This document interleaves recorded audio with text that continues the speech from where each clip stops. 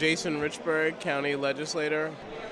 Mr. Richburg, in the past, you've created the Gregory's Youth Leadership Caucus that mentors young adults. Going forward, what legislation do you plan on pushing for if you are reelected? Well, I'm looking forward to listening to folks and finding out what the main issues are in the communities. I think, as a county legislator, my job is to be an advocate. So sometimes it's about legislation, sometimes it's about doing action, sometimes about having conversations with other levels of government to make sure I'm getting the most for my county and my communities. Legislator Richburg, what has been the main campaign strategy and what's been the general messaging this time around? The main strategy is have conversations, right? Get out into the community, talk to folks, pull people out to vote, and find out, again, what's most important to them. Making sure they understand the importance of water quality and public safety and understanding how we could do all those things together. Anything else that you think is really at stake so far with this year's elections? What's at stake is making sure we get good leadership in government. I pride myself on being committed to public service. Quite frankly, there are other people who are running who might actually be self-interested. It's important that constituents, residents, taxpayers, they look at all the candidates running and do their due diligence, looking at their background, looking at what they're fighting for, and really watch to make sure so that they know that they're going to be voting for good people in government. Tom Murray, and I'm running for Islip Town Council, District 4. So you talk a lot about affordability. Is there any other main policies that you're really fighting for and that you're going to push for if you are elected? Sure, environment is a huge issue.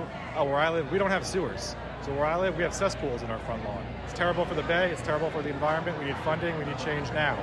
Our beaches, it's been 11 years since Hurricane Sandy. We're storms, they're eroding, we need help. And we need people that are going to fight for that. So you mentioned the environment, and that's something that one might say is at stake with this year's elections. What else do you feel is at stake so far? I mean, the environment is a huge issue, and the deal with affordable housing is we're losing the next generation. I'm 36 years old. Most of my friends have moved to Virginia, North Carolina, Florida, out of state. And once we lose those people, they're not coming back. And that's what we need. We need them here to build the middle class for the future. I am Samuel Gonzalez, Suffolk County Legislator of the 9th Legislative District. Another thing you advocate a lot for is community safety. What's the biggest change that really needs to be made?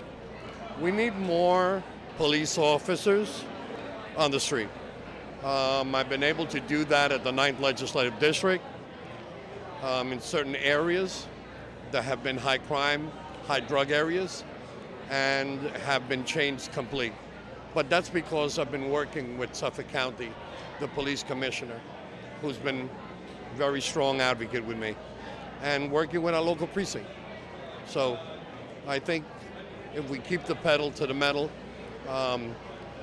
what the community wants, we'll be able to bring forth to the community.